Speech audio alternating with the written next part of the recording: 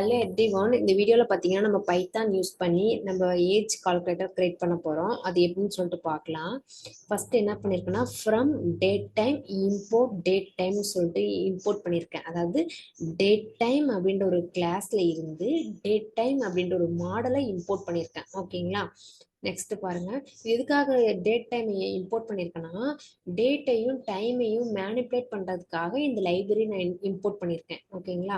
அதுக்கடுத்து ஒரு function create பண்ணுறேன். அந்த ஃபங்க்ஷன் எப்படின்னா கால்குலேட் ஏஜ் கால்குலேட் பண்ணுறதுக்காக இந்த ஃபங்க்ஷன் கிரியேட் பண்ணியிருக்கேன். ஓகேங்களா? ஸோ ஆர்குமெண்ட்ல வந்து பார்த்தீங்கன்னா பர்த் டேட்டு கொடுத்துருக்கேன். இந்த பர்த் டேட் நான் ஒரு வேரியபிளாக அசைன் பண்ணி டேட் டைம் லைப்ரரியை இம்போர்ட் பண்ணி எஸ்டிஆர்பி டைம் அப்படின்றது இந்த ஸ்ட்ரிங் கொடுத்துருக்கேன் இல்லையா, இந்த ஸ்ட்ரிங் ரெப்ரசன்டேஷன் மூலிமா கொடுத்துருக்கிறதுனால இந்த இந்த ஃபங்க்ஷன் நம்ம யூஸ் பண்ணுறோம். ஓகேங்களா?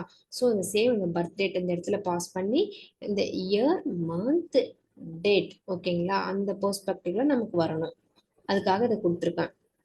அதுக்கப்புறம் ஒரு வேரியபிள் அசைன் டுடேன்னு சொல்லிட்டு இன்னைக்கு டேட்டை தான் நம்ம எடுத்தோம். இன்னைக்கு டேட்ல இருந்து எடுத்தோம்னா தான் நமக்கு கரெக்டாக வரும்.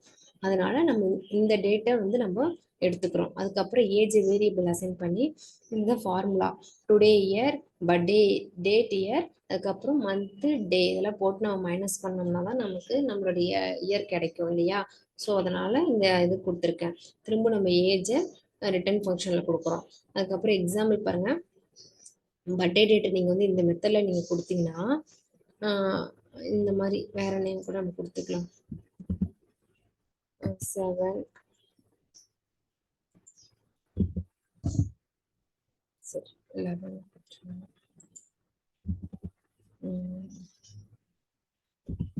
90 இப்படி கொடுத்துருக்கோன்னு வச்சுக்கோங்களேன்.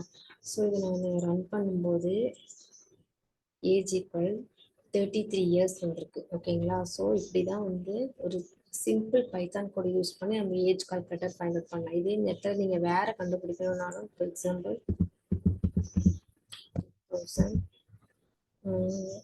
1 கொடுத்துக்கோம். 1 இந்த இடத்துல 10 கொடுத்துக்கலாம். 10 ஸோ இந்த இடத்துல 1 கொடுத்துருக்கோம். 1 புஷ் நம்பர். ஓகேங்களா? ஸோ கொடுத்துட்டு நீங்கள் இதை ரன் பண்ணுங்கள். 22 இயர்ஸ். ஓகேங்களா? ஸோ இந்த மாதிரி நீங்கள் எது வேணாலும் நீங்கள் கொடுத்துக்கலாம். ஓகேங்களா? கொடுத்துட்டு நீங்கள் ரன் பண்ணி பாருங்கள். உங்களுக்கு ஏதாவது டவுட் இருந்துச்சுனாலும் கமெண்ட் செக்ஷனில் நீங்கள் கமெண்ட் பண்ணுங்கள். ஓகேங்களா? So 23 years. ஸோ இப்படி தான் நம்ம ஈஸியாக கண்டுபிடிக்கலாம். ஓகேங்களா? உங்களுக்கு ஏதாவது டவுட் இருந்துச்சுன்னா கமெண்ட் செக்ஷனில் கமெண்ட் பண்ணுங்கள். ஓகேங்களா? Thank you so much.